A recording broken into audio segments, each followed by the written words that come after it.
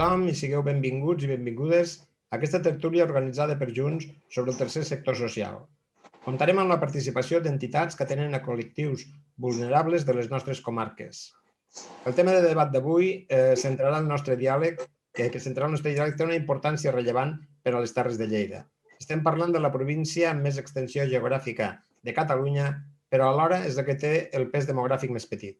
Segons el baròmetre del tercer sector elaborat per la taula del tercer sector social, les comarques lleidatanes tenen un índex d'envelliment 5 punts per sobre de la mitjana catalana, posant de relleu que el sobreenvelliment de les comarques pirinenques, com l'Alta Ribagorça, la Noguera, el Pallars Sobirà o l'Alt Urgell, encara està molt més per sobre. De les més de 3.000 entitats que formen part de la taula del tercer sector social, 267 són de les comarques lleidatanes, atenent els col·lectius més vulnerables dels nostres indrets. Aquesta xarxa associativa ha pogut constatar en moltes ocasions que l'ètica emocional d'una banda i la bretxa digital per l'altra ens han impedit superar les adversitats a llarg termini, convertint-se tots dos problemes en un factor d'exclusió social. I, per si això no fos poc, hem rebut l'impacte d'una pandèmia que ha posat en evidència les fortaleses i les debilitats del nostre sistema. Si alguna cosa ens ha ensenyat aquest bany de realitat és que necessitem repensar el model d'atenció per a promoure un model d'atenció comunitària centrat en la persona. Per altra banda, les entitats socials reivindiquem a tort i a dret un ampli consens parlamentari per impulsar un marc de lleis com la llei del tercer sector social, la llei de concertació pública del tercer sector i la llei d'economia social i solidària. Aquest marc legal ha de donar cobertura al gran tresor que té el nostre país, que és el seu teixit d'organitzacions socials sense ànim de lucre. Des de fa un any, de totes aquestes experiències que estem vivint en la pandèmia, hem vist que necessitem valentia ideològica i pressupostària per reorganitzar el nostre sistema de protecció social i poder gestionar d'aquesta manera una nova realitat que ha vingut per quedar-se.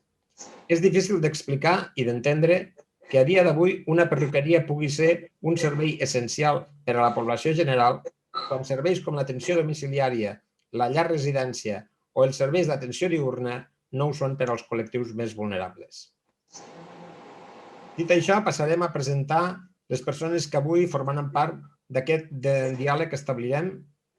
Per una banda, tenim l'honorable senyor Ramon Tremosa, actual conseller d'Empresa i Coneixement de la Generalitat de Catalunya, d'arrels lleidatanes, concretament del POAL, al Pla d'Urgell, i on ha passat molt bona part de la seva joventut i ens consta que hi té molt bons records. Per una altra banda, també hi tenim l'alcalde de la Seu d'Urgell, l'il·lustríssim senyor Jordi Fàbrega, nascut a Lleida, actual batlle de la Seu, és metge pediatre i director adjunt de l'Hospital de la Seu d'Urgell.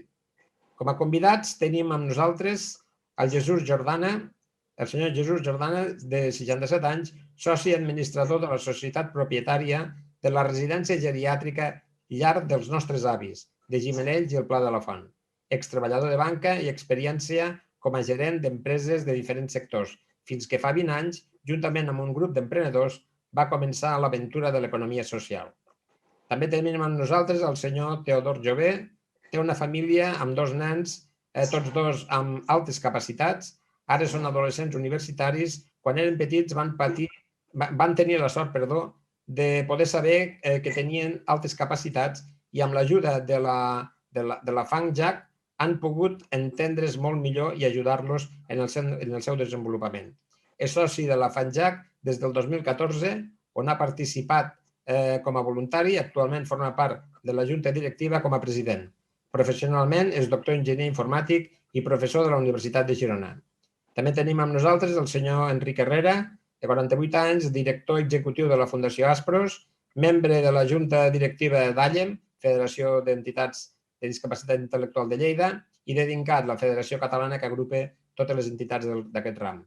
Compromès amb el sector de la discapacitat des de fa més de 25 anys, germà d'en Javi, persona vinculada als serveis de l'entitat. Jo mateix soc Josep Giral i soc un activista del món associatiu i de l'àmbit social. Ara, en aquest moment, donarem la paraula al conseller senyor Ramon Tremosa perquè en un parell de minuts ens pugui explicar per què hem de guanyar les eleccions a Lleida, esmentant en concret el tercer sector. Bona tarda. M'agrada molt la foto del Guaire que tens a darrere, si no vaig equivocat. Almenar. Almenar, perdona, sí, és Almenar, amb aquesta característica cúpula, sí. Escolta'm, a veure, en 2 minuts. Bé, nosaltres fa 40 anys que hem intentat que l'autogovern de Catalunya fos un autogovern real, que poguéssim recaptar tots els impostos, que tinguéssim competències per regular l'activitat econòmica, per gestionar les infraestructures. I, malauradament, fins ara no hem tingut èxit.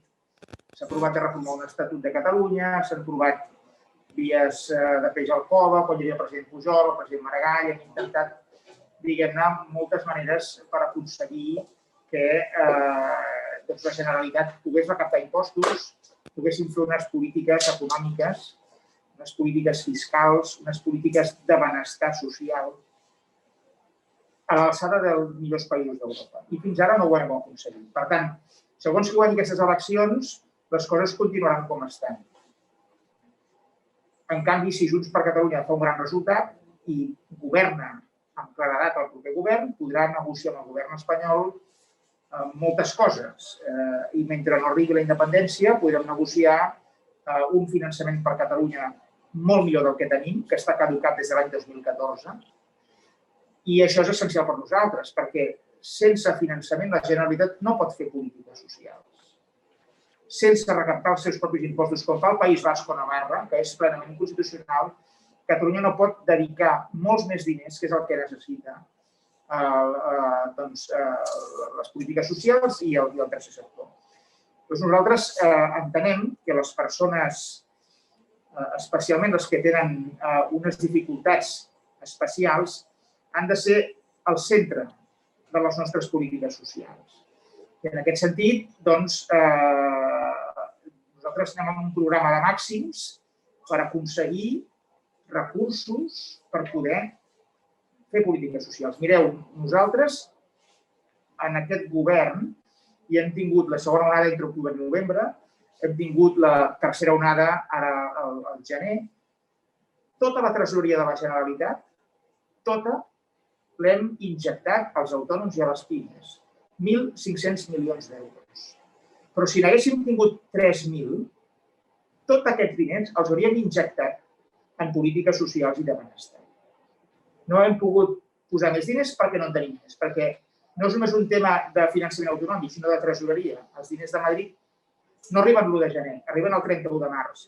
No arriben l'1 d'octubre, arriben el 30 de novembre. Per tant, nosaltres entenem que el nostre programa de màxims és el necessari, l'eficaç, el que pot aconseguir negociar a Madrid en millors condicions. Ja no la independència, que això dependrà també de la força que tinguem en aquestes eleccions. No només Junts, sinó tot el conjunt de l'independentisme. Sinó també el dia a dia del mentrestant. I en aquest sentit, i acabo, doncs la nostra reivindicació ha sigut sempre de màxims, perquè sense finançament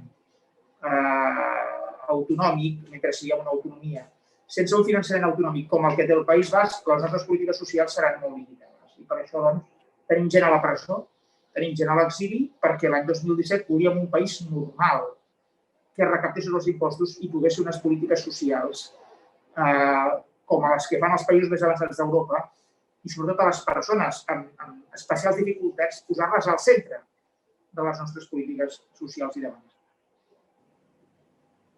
Moltes gràcies. Tot seguit, la paraula il·lustríssim senyor Jordi Fàbrega, que en la seva condició de professional sanitari, perquè ens parli en 2 minuts per què és necessari que tots els lleidatans i lleidatanes anem a les urnes i sobretot que ho fem amb protecció i amb les mesures adequades. Doncs bona tarda a tothom, moltes gràcies per ser aquí, moltes gràcies per seguir tots els que ens esteu seguint telemàticament. Doncs com ha dit el nostre candidat, el conseller Ramon Tremosa, és molt important anar a votar, és molt important guanyar aquestes eleccions, és molt important que Junts per Catalunya guanyi aquestes eleccions, però per guanyar les eleccions hem d'anar a votar. Si no anem a votar, no guanyarem les eleccions. El principal rival que tenim és l'abstenció. És el principal rival que tenim. Quan hi ha hagut molta abstenció és quan es poden es poden conformar governs que serien molt dolents per Catalunya, com és el cas d'un govern tripartit. Recordem que el president Montilla va ser president justament amb la major abstenció que hi ha hagut. I per això ens fan anar a votar aquest 14 de febrer. Ens fan anar a votar aquest 14 de febrer justament perquè vagi a votar menys gent i tinguin més possibilitats de governar els que han organitzat aquestes eleccions, el Tribunal Superior de Justícia de Catalunya, a través de la justícia i no quan volia el govern de Catalunya que anessin a votar. Però dit això, nosaltres, els catalans, guanyem a les urnes i, per tant, hem d'anar tots a votar i s'està fent un esforç des de tots els ajuntaments de Catalunya i també des de tots els ajuntaments de Lleida, de l'Alt Pirineu i de l'Aran, perquè aquestes votacions siguin el més segures possibles. I ara us parlo com a alcalde de la Seu, hem modificat algun dels punts de votació perquè siguin espais més amplis, perquè hi hagi entrades i sortides independents, perquè estiguin molt més ventilats i es posaran totes les garanties sanitàries perquè el risc de contagi sigui mínim. Per tant, és molt important que no tinguem por, que anem a votar. Es tracta de fer una cua a l'exterior, es tracta de portar la papereta de casa, es tracta de votar per correu si voleu, que encara esteu atents a demanar el vot per correu, que es pot demanar fins aquest divendres, però hem d'anar a votar tots, que és molt important, i garantirem totes les garanties sanitàries, ficarem tot el que faci falta perquè la votació sigui segura, igual de segura que fer una cua per anar a comprar en un supermercat, o més segura encara perquè estarem menys estona per fer-ho. Moltíssimes gràcies. Ara passaríem a fer un torn perquè els nostres convidats ens expliquin concretament què es fan dins de les seues organitzacions, en quins col·lectius treballen i quines són les seues necessitats. Per això dedicarem un temps de 5 minuts per cada un d'ells perquè ens pugueu explicar quines les vostres necessitats dintre de la tasca que esteu portant. Primer parlarem amb el senyor Jesús Jordana. Endavant. Hola, bona tarda a tothom. Gràcies per convidar-nos i esperem estar al nivell dels contertulians. Jo estic aquí una miqueta, m'agradaria aixecar la bandera de les petites empreses que estem al món de l'atenció sociosanitària a la gent gran. Residències per a gent gran, que en aquests moments estem a l'ull de l'huracà, com es diu, però que creiem que havia de passar una cosa així com ha estat necessària perquè es destapi una situació que no era la més còmoda, però que era un anar tirant endavant, com diuen el rugby, patada i a seguir, i hauria explotat un moment o un altre. La pandèmia ho ha accelerat. Els petits propietaris, entre els quals ens considerem, només tenim una residència, però una residència de més d'un tamany, 60 places aproximadament. Per tant, molt fàcil de manejar perquè coneixes els padrins per noms, cognoms, coneixes a les famílies. Estàs en un territori, al Segrià, a Gimenells concretament, on aquest sempre, en un poble petit de 1.000 i escaig habitants, mai es podia pensar que arribés un servei com aquest.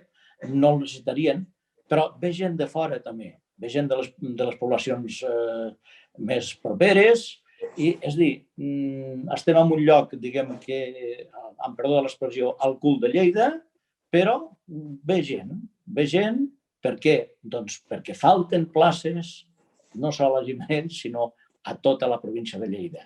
I fins i tot ha arribat algun client des de Barcelona, temporalment, però hi han arribat.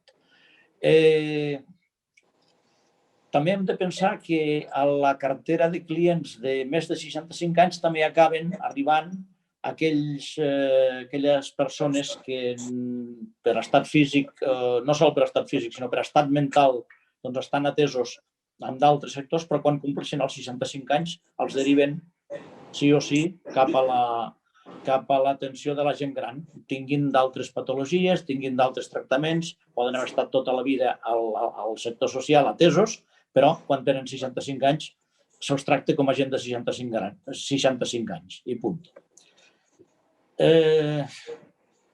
En general, les empreses del nostre sector, jo aixeco la bandera per les petites i tinc bons companys al sector perquè no som enemics els uns dels altres, ni ens fem la competència, ens ajudem.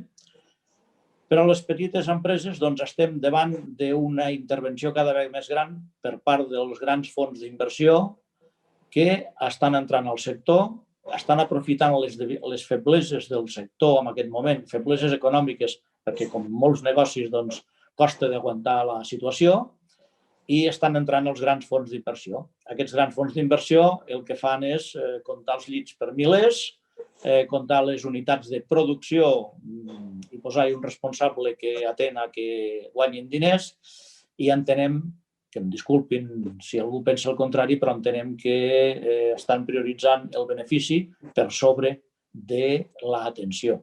És a dir, els petits creiem que estem fent l'atenció de la millor manera que sabem i podem, i després, evidentment, com tota empresa privada, busca un benefici, però no un benefici a qualsevol preu.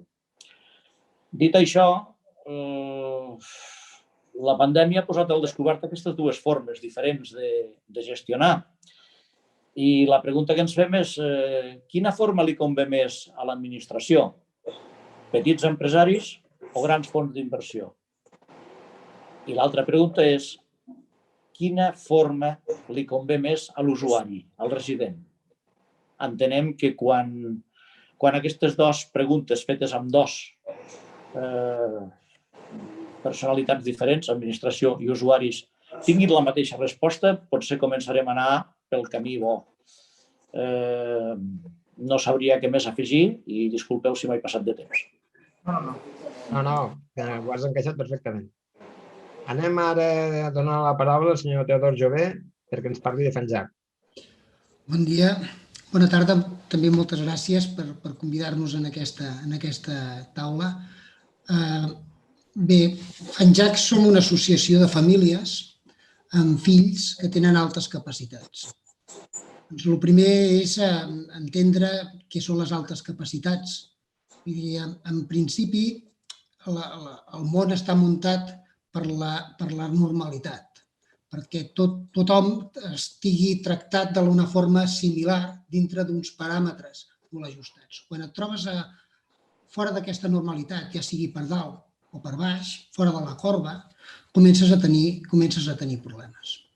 Llavors, els nostres fills, a dintre del que és el món, la societat, el món escolar, que és el que els hi pertoca per edat, doncs es troben amb una sèrie de problemes que poden generar una mala atenció, que pot comportar-los una sèrie de situacions com, per exemple, fracàs escolar, problemes de caràcter d'integració social o, en els casos més greus, problemes que poden ser ja de caràcter mèdic. Llavors, en aquest sentit, l'associació de FENJAC el que fa és intentar ajudar a les famílies, ens intentem ajudar i intentem conscienciar d'aquest fet a la societat i a l'administració. Bé, el problema principal moltes vegades és que no se sap el que són les altes capacitats. Un nen amb altes capacitats no és un nen que treu matrícules o que treu excel·lents, no és un nen que no necessita cap mena d'ajuda, no és un nen que també altres tipus de tòpics, que és un nen aïllat. És un nen normal, és un nen, d'acord? I les úniques diferències que pot tenir són amb la seva manera en què funciona el seu cervell. És més capaç d'aprendre, fa més connexions que la resta dels nois i noies i, per tant, aquest funcionament d'aquest cervell fa que aprengui més de pressa, fa que tingui una curiositat, una rapidesa que li porta una curiositat o una creativitat. I tots aquests fets han de ser atesos de forma adequada. Si no ho són, aquest nen es troba desplaçat. Bé, què és el que fem a FENJAC? Doncs a FENJAC el que fem és, mitjançant aquesta agrupació de famílies, muntem primer que tot activitats de formació. Intentem formar les famílies, explicar-los què és un nen amb altes capacitats. Ningú neix amb un manual, ningú sap d'entrada si un no es preocupa per saber què és un nen amb altes capacitats. Per tant, fa falta, totes les famílies que ens hem trobat amb un nen amb altes capacitats, hem necessitat saber què significava això i quina era la manera més adequada d'ajudar els nostres fills a desenvolupar-se. Llavors, FANJAC fem aquesta feina, juntem les famílies, permetem que ens intercanviem opinions, busquem experts que ens assessorin, psicòlegs, pedagogs, pediatres, en alguns casos, i en base a tots aquests assessoraments, les famílies podem anar veient quina és la millor manera d'educar els nostres fills. Una altra de les activitats que fem és de cara ja als nostres nanos, és activitats d'enriquiment. Hem de cultivar aquesta creativitat, aquesta curiositat innata que tenen aquests nens.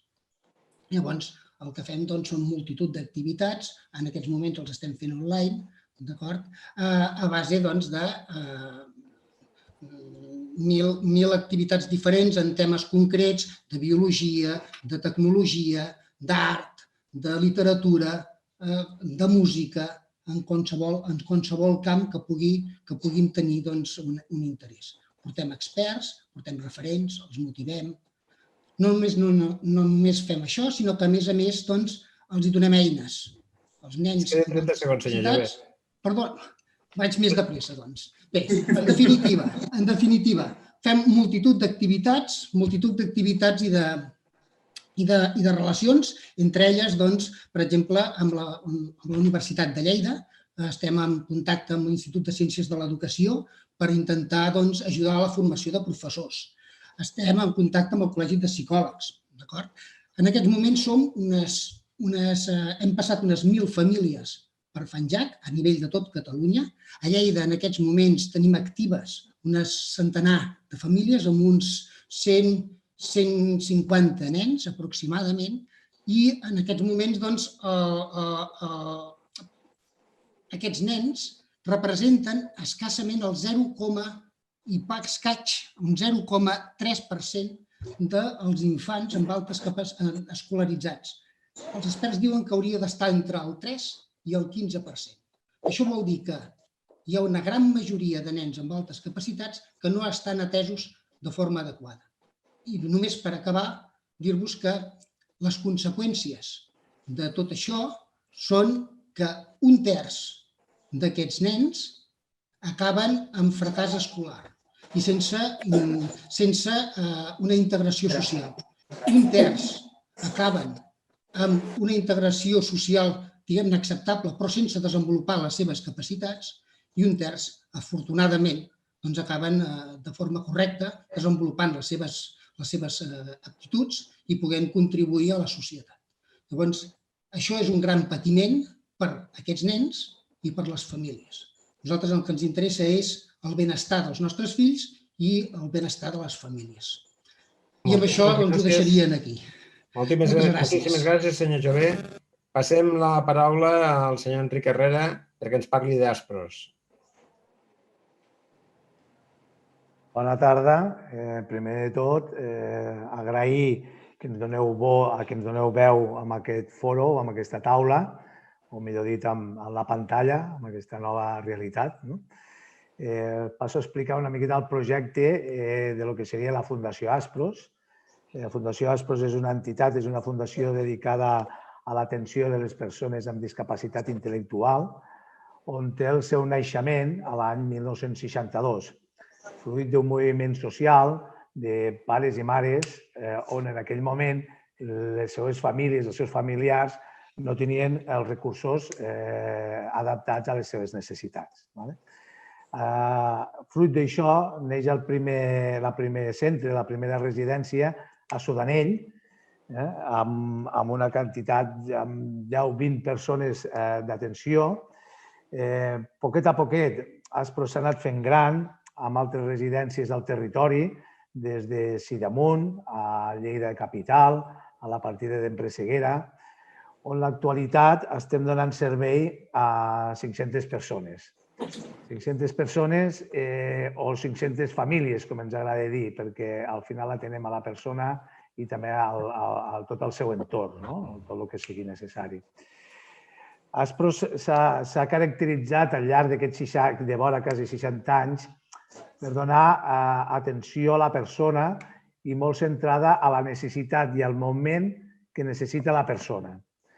És a dir, ens reinventem, ens movem en funció de lo que necessita la persona, no de lo que necessita la fundació. Això se'n diu l'atenció centrada en la persona. Com us comentava abans, fa quasi 60 anys, no és el mateix la necessitat de les persones amb discapacitat de fa 20 anys a la necessitat de lo que ara aquestes persones a poc a poc ens estan demandant, la seva necessitat, la seva forma d'habitatge, la seva forma d'incorporar-se al món laboral, tant dintre d'un centre especial de treball com al món ordinari.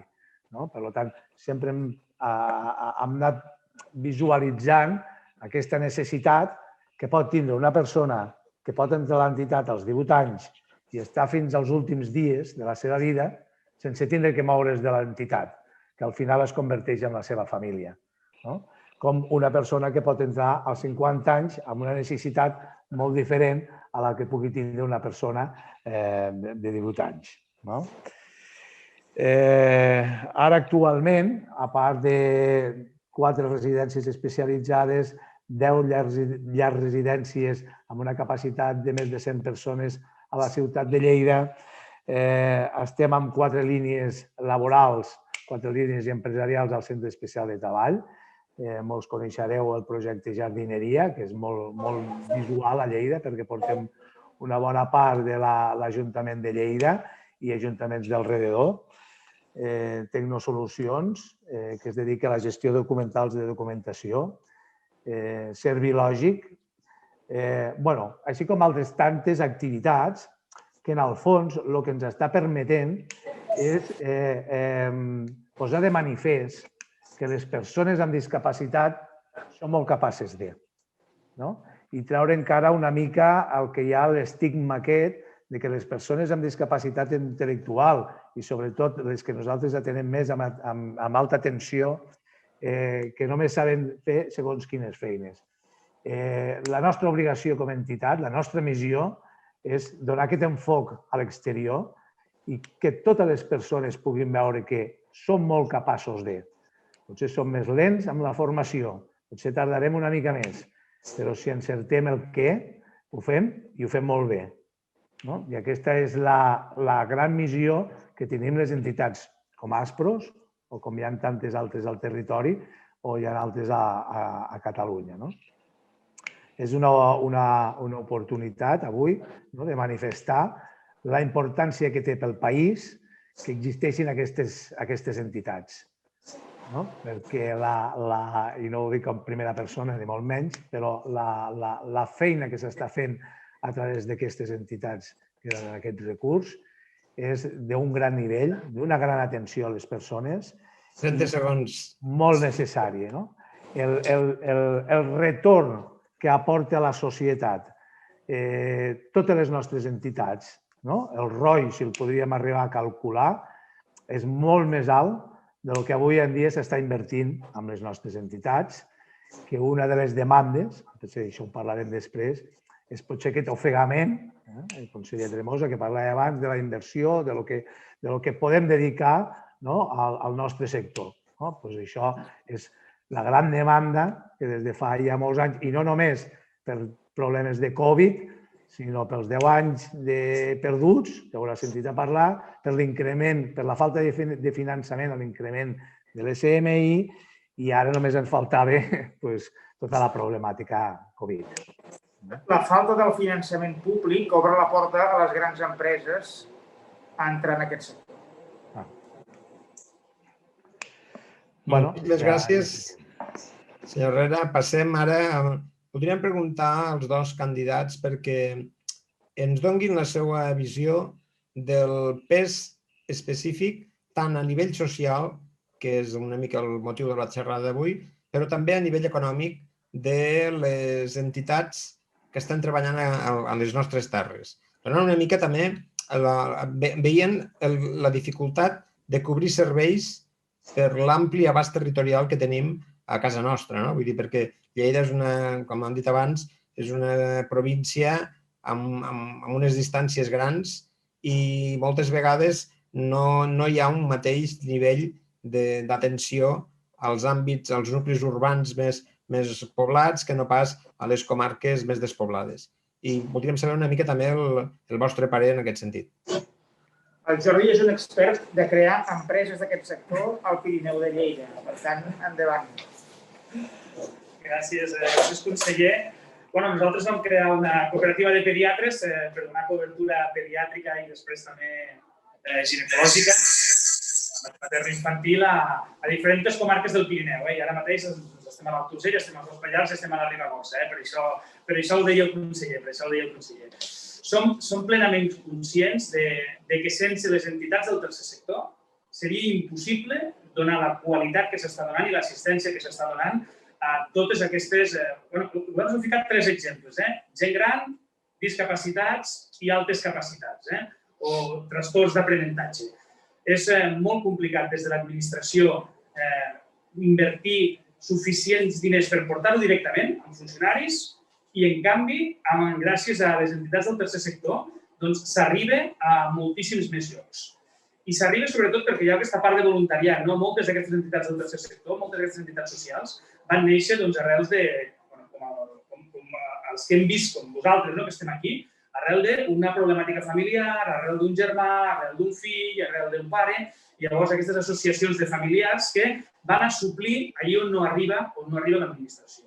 Però és feina de l'administració donar suport, donar recolzament, donar aquests recursos que parlava ara l'Enric, donar aquesta viabilitat a totes aquestes empreses del tercer sector perquè arribin a tot arreu. I més encara a les nostres contrades. Com bé deies, hi ha aquesta gran dispersió territorial, on hi ha gent que s'ha de desplaçar molt per arribar als nuclis més habitats i on donar aquesta atenció a la gent més vulnerable encara és més difícil. I hem de buscar aquesta xarxa, hem de buscar aquests equips territorials a tots els nivells perquè no es quedi ningú enrere, visqui on visqui o tingui les capacitats que tingui.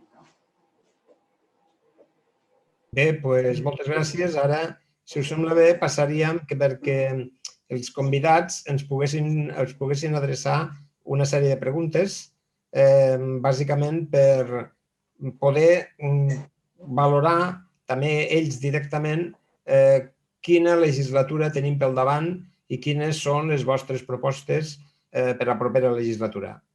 Endavant, donaríem la paraula en aquest moment al senyor Jesús Jordana. Endavant. Hola de nou. Bé, doncs una pregunta al senyor Fàbrega. Parlem del futur després de la pandèmia, el postpandèmia. Qui hauria de controlar el sector assistencial, residències geriàtriques, i suposo que els meus companys contertulians també deuen estar amb el mateix. Nosaltres estem ara repartits entre benestar i família, treball, benestar i família, i salut. I clar, obeir a 2 generals es fa difícil a vegades. Bé, estem a la situació que estem, però quan hagi passat la pandèmia, com haurien de quedar, per exemple, les residències geriàtriques? A benestar i família o a salut? És una molt bona pregunta i et diré exactament el que nosaltres tenim pensat. Jo crec que l'envelliment, hem de partir de la base que l'envelliment no és una malaltia. L'envelliment és una etapa de la vida. És una etapa de la vida on s'hi arriba amb diferents graus d'autonomia. Cada vegada estem arribant amb més autonomia a la gent gran i triga més temps a perdre aquesta autonomia. Per tant, no hem de sanitaritzar una etapa de la vida, però tampoc hem de socialitzar un problema sanitari. Ara em diràs, no m'ha contestat la pregunta. La resposta i el que nosaltres creiem és que això s'ha de portar de manera coordinada, de veritat, entre els 2 departaments. Les polítiques socials i les polítiques sanitàries s'han de coordinar de veritat. Si això ho fem penjar del Departament de Sanitat o del Departament de Salut, tindrem problemes per la gent de les polítiques socials. I a l'inrevés. Per tant, la nostra aposta és la creació d'una agència integral social i sanitària que pengi 50% dels 2 departaments i que sigui aquesta agència, amb independència, la que gestioni tota l'atenció a la gent gran. I, a més, la nostra idea, que crec que és cap a on hem d'anar, hem d'anar cap a aquesta atenció centrada a la persona i hem d'anar a fer que la persona visqui amb plenitud el seu envelliment. I això implica treballar molt amb atenció domiciliària, per tant, potenciar molt el SAT. Potenciar molt els centres de dia, potenciar molt els Sallars, que és el centre de dia en l'àmbit rural, el servei d'atenció integrada de la gent gran en l'àmbit rural. Potenciar molt els pisos amb serveis, els pisos tutelats, per a aquella gent gran que a vegades no tens els fills a prop, no tens qui et pugui cuidar i que tens aquests pisos tutelats o aquests pisos amb serveis. I deixar la residència, deixar aquestes residències per quan hi hagi aquests nivells més baixos d'autonomia personal. I en aquestes residències on hi ha aquests nivells més baixos d'autonomia personal és on han d'estar més sanitaritzades, perquè no ens passi, malauradament, el que ens ha passat i el que ens ha passat amb la pandèmia. Per tant, és una visió una mica general que ha de penjar 50% dels dos departaments, però perquè això funcioni, creant una agència que es creguin els dos departaments. Gràcies. I el senyor Tremosa, estem en un estat amb una possible fallida econòmica i Espanya té el rècord mundial històricament. Com a mínim una devaluació interna estil Grècia ens espera i amb aquesta situació es preveu molt difícil el sosteniment de l'actual estat del benestar que ja està molt per sota del que es va dissenyar i aprovar per llei. Ja no parlo de si finança Madrid, si finança Catalunya, si havia de ser 50-50, si ara és 80-20 o 20-80, però amb totes aquestes premisses pot aspirar a canviar i millorar el model actual de residències amb l'increment de finançament que això suposarà?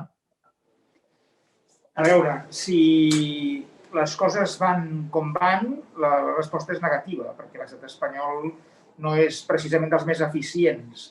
Avui mateix el Banc Central Europeu, avui mateix surten als diaris la notícia que diu que Espanya és el país que menys ajudes directes ha donat a les empreses i, per tant, és el país on hi ha la caiguda econòmica més intensa perquè hi ha més mortalitat empresarial. Jo sempre dic com a conseller d'Empresa que cal eixamplar la base econòmica, perquè si les empreses van bé, crearan llocs de treball, pagaran impostos, podrem finançar l'estat del benestar i les polítiques socials.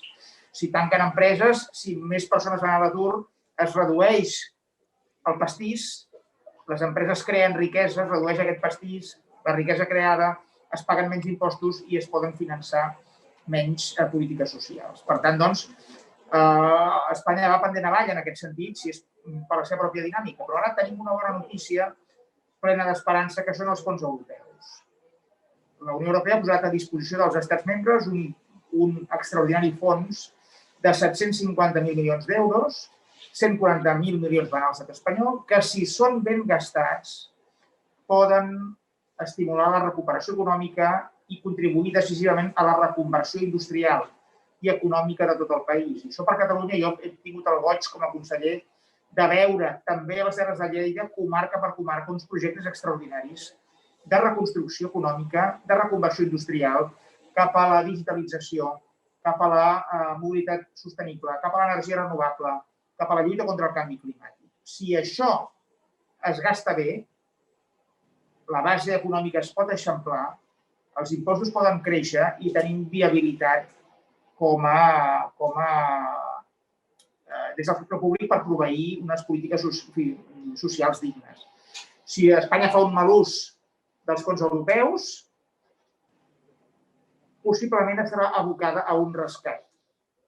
I, per tant, la llista de fallides s'ampliaria, com bé dèieu abans. Gràcies. Seguint, passem la paraula al senyor Teodor Jové perquè adreci les preguntes. Moltes gràcies. Bé, començarem per una pregunta al senyor Fàbrega. En el tema del tractament adequat a la diversitat de tots els infants, hi ha una part que és clau i que avui en dia nosaltres no creiem que s'estigui fent bé o no s'està fent prou bé, que és la identificació. Quan nosaltres estem parlant d'escola inclusiva i d'atenció a la diversitat, si no sabem quina és aquesta diversitat, quines són les característiques, quins són els talents, la creativitat, els trets més psicològics de cada un d'aquests infants, difícilment es pot atendre aquesta diversitat. No només estic parlant de nens d'altes capacitats, sinó que això és útil per tots els infants, absolutament per tots els infants. Després, a cada infant se li pot donar la seva atenció.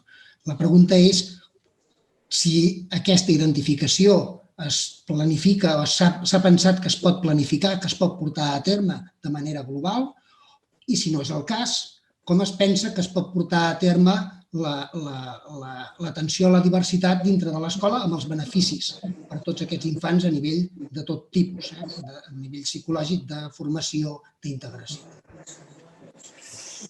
Tenim un problema molt important a Catalunya, que és el fracàs escolar. Jo crec que és un dels principals problemes que tenim a Catalunya, és que estem parlant del voltant més d'un 25% del fracàs escolar.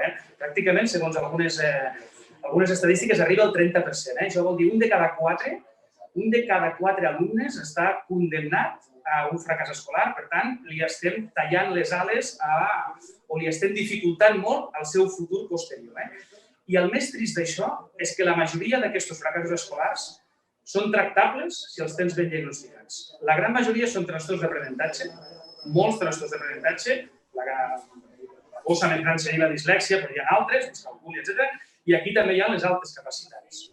Llavors, tenim un problema fonamental de diagnosticar aquests trastorns d'aprenentatge, perquè la gran majoria, a més, d'aquests trastorns d'aprenentatge, una vegada els has diagnosticat, després tenen tractament o, com a mínim, tenen que modificant discretament la seva pauta d'aprenentatge, els hi pots facilitar molt que agafin tots els aprenentatges posteriors i que després arribin a on ells vulguin arribar. Llavors, jo crec que hi ha un punt fonamental, que és aconseguir el diagnòstic fent screenings absolutament de tots els nens. I això és clau. Els psicòlegs ja han parlat, ja saben exactament en quines edats s'han de fer aquests screenings per a detectar aquests trastorns d'aprenentatge. I són edats molt precoces, són nens petits, on s'ha de fer això. Llavors, probablement a segon de primària s'hauria de fer ja un primer screening absolutament a tots els nens i probablement això s'hauria de repetir més endavant. Fins i tot hi ha algunes escoles, fins i tot a Catalunya, que estan tractant a tots els nens com si fossin dislèxics. I com que no es puc diagnosticar, els tracta un programa especial informàtic com si tots ho fossin. És una altra estratègia, però perquè en teoria n'hi ha 2 a cada aula, Ojo, 2 nens a cada aula són dislèxics. Per tant, jo crec que l'important és fer aquests screenings. Això l'EAP ara mateix no ho pot fer, perquè no té prou recursos l'EAP per fer-ho. I aquí hem de fer una xarxa que és o potenciar molt l'EAP o posar els pediatres també a treballar amb això i nosaltres també creiem molt amb la infermera escolar. Jo crec que la infermera escolar ens ajudaria molt a diagnosticar, perquè el tema és diagnosticar-ho i després és fonamental fer moltíssima formació del professorat. Perquè quan el professorat està implicat en això, ells mateixos també tenen molta més facilitat després per fer el diagnòstic i per fer el seguiment. Per tant, nosaltres apostem clarament amb això.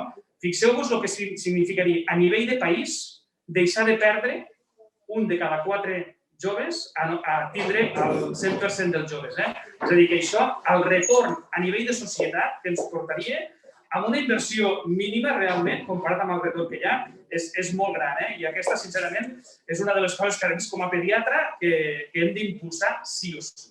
Moltes gràcies, senyor Fàbregas. Sí que pregaria a tots que fóssim més concrets perquè m'estan avisant que se'ns està acabant el temps.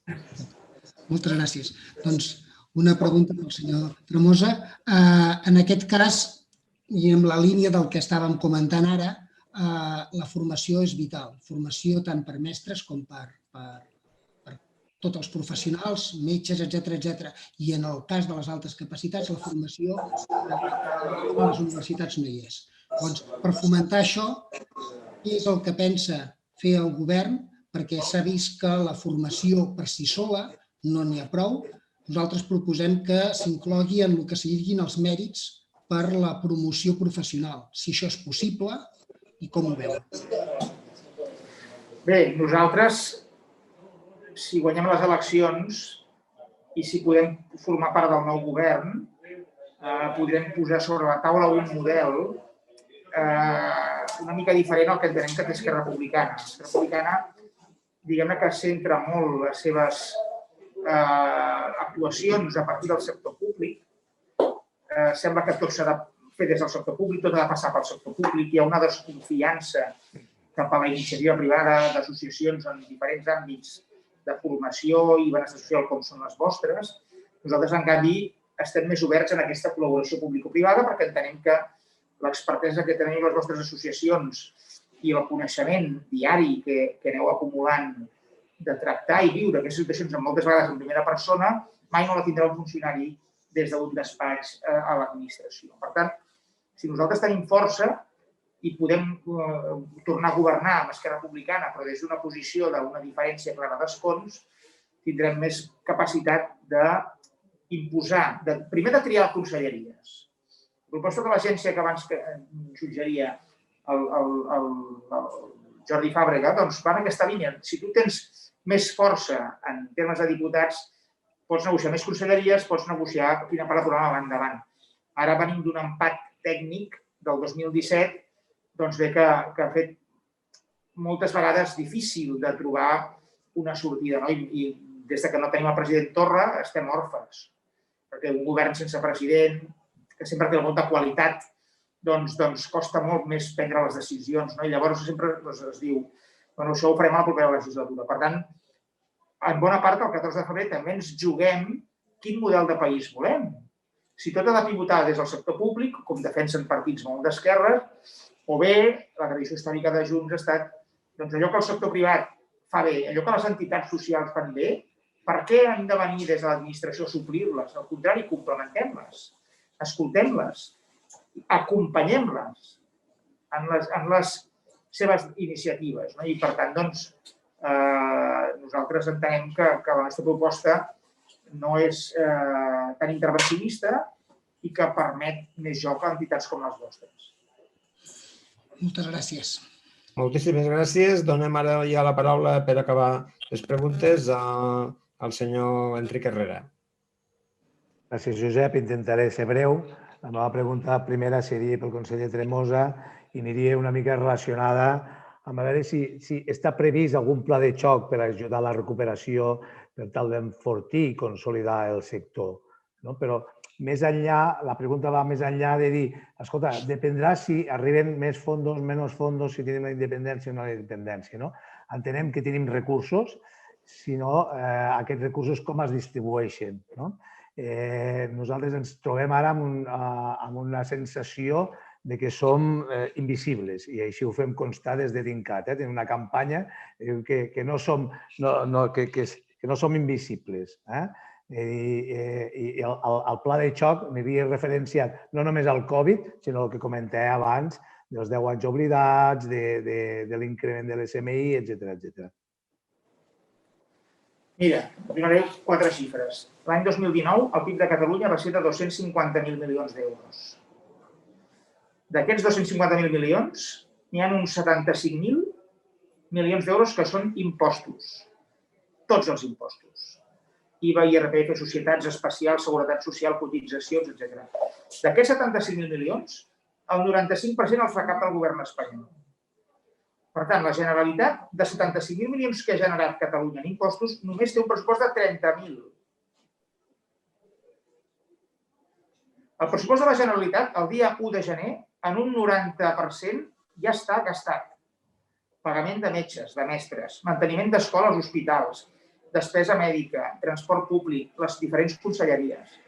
El marge d'actuació que té la Generalitat per dir anem a fer carreteres addicionals, anem a fer polítiques específiques de benestar social, d'atenció a la diversitat, és molt reduït. Per tant, jo no puc prometre en campanya electoral coses que amb l'actual pressupost no podrem fer. Jo podria quedar molt bé dient si guanyem les eleccions i governem, us donarem 15 milions d'euros en el tercer sector o en el sector X.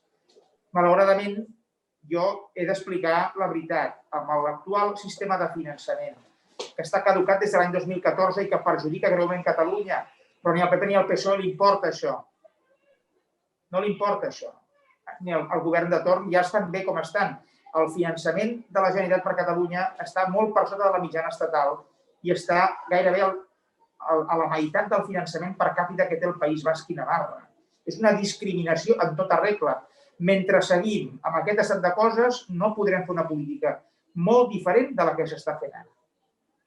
Per tant, els partits que diuen ja estem bé com estem, no cal parlar de res, ni independència ni federalisme, ja estem bé com estem, ens estan condemnant de facto a unes polítiques socials de tercera divisió. perquè Catalunya té un PIB molt elevat, genera una recaptació fiscal brutal, és a dir, paguem impostos com Dinamarca, però rebem despesa pública com Irlanda. I això fa que hi hagi un infrafinançament crònic de manteniment de carreteres comarcals, i Lleida sempre està a la perifèria de tot, hi hagi un infrafinançament creixent de polítiques públiques en tots els àmbits, no només en el vostre, sinó en tots els àmbits. I, per tant, per això, doncs, més i més catalans estan votant, hem d'anar pel nostre propi compte, perquè a Madrid ni ens entenen i, encara més greu, ni ens volen entendre. I, per tant, en aquest sentit, nosaltres presentem un programa de màxims perquè si féssim una gran victòria i si els partits independentistes superessin clarament el 50%, doncs a Madrid, que ja comença a haver-hi gent, doncs dirien potser ens hem de seure amb els catalans i parlar d'una vegada què està passant. Quines són les causes del malestar creixent? Per què més i més catalans volen la independència? Doncs això, si ara, diguem-ne, guanya, per exemple, el ministre Illa a les eleccions, doncs això ja està bé tot el que està i no planteja cap canvi substancial de res. Per això nosaltres ens presentem a les eleccions amb voluntat de guanyar-les molt clarament i poder negociar amb la màxima força possible amb el govern espanyol. Gràcies. Per Jordi Fàbrega, com ajudaries a incrementar els recursos dels centres especials de treball per garantir els llocs de treball a un model de treball inclusiu que garanteixi la igualtat d'oportunitats? El tema dels recursos és el que ha comentat el candidat, el conseller Tremosa. Necessitem trobar aquests recursos per poder-ho tirar endavant. Però sí que és evident que, parlant dels centres especials de treball, jo en diferenciaria dos. Uns els que estan gestionats per entitats d'economia social i sense afany de lucre, i els altres els que estan gestionats per altres tipus d'empreses que tenen afany de lucre. I és molt important que els centres especials de treball, si volem realment que facin de centres especials de treball i que, per tant, que es dediquin a gent que té dificultats, a gent que té discapacitat o gent que té risc d'exclusió social, que només treballem amb aquests centres especials de treball d'economia social i gestionats per entitats sense afany de lucre. I per això és molt important la llei de concertació, com concertem aquests centres especials de treball, perquè només vosaltres, permeteu-m'ho dir així, l'economia social hi tingui accés. Perquè, si no, els altres el que ens estan fent és la competència, entre cometes, i el que estan fent és aprofitar-se d'uns beneficis fiscals o d'unes subvencions per inserir gent que, en un percentatge bastant elevat, podrien estar al mercat ordinari. Per tant, és molt important i això, independentment de que localitzem més recursos, però això ho hem de fer per assegurar que sigui economia social qui gestioni els centres especials de treball. Gràcies. Moltíssimes gràcies a tots els convidats i ara sí ja cediríem la paraula als candidats perquè ens adrecin el seu missatge. Doncs començo jo. Moltes gràcies. Gràcies a tothom que ens ha estat seguint. Gràcies a vosaltres, sobretot, per estar aquí, aquestes entitats, però sobretot per tota la feina que feu i extensible a totes les entitats del tercer sector. Creiem fermament en el tercer sector, creiem fermament en l'economia social, creiem i volem una república catalana per justament tindre millor cura de les persones i per això necessitem que voteu Junts per Catalunya. Perquè farem aquesta república catalana, però no la farem perquè sí, la farem per tindre cura de les persones, per poder gestionar els nostres propis recursos, per revertir-los a la gent i per revertir-los a les vostres institucions, a les vostres fundacions, a les vostres associacions, perquè som qui teniu cura de les persones. Per tant, us demano el vot per el nostre futur, pels nostres fills, pels nostres nets i per la gent més vulnerable, perquè volem una república precisament per curar i per cuidar la nostra gent més vulnerable. El nivell d'una societat es mesura com cuida els més desfavorits. I això ho podrem fer molt millor amb una república catalana. En un minut, escolteu, el dia 14 de febrer fem unes eleccions que ens han imposat els jutges de Madrid en plena pandèmia sanitària, en ple pic d'hospitalitzacions. Nosaltres volíem votar el mes de maig, però ja veieu que l'autonomia de Catalunya cada dia la retallen més, ens treuen el president per una pancarta. ens obliguen a votar en plena pandèmia, sabent que això provocarà molta abstenció. Es pensen que, com que han vist que en els últims 5 anys, amb participacions del 70, 75, 80%, els partits independentistes i Junts feien grans resultats, 2 milions de vots, majories absolutes, han dit ara de votar la meitat. A veure si tenim sort i perden la majoria.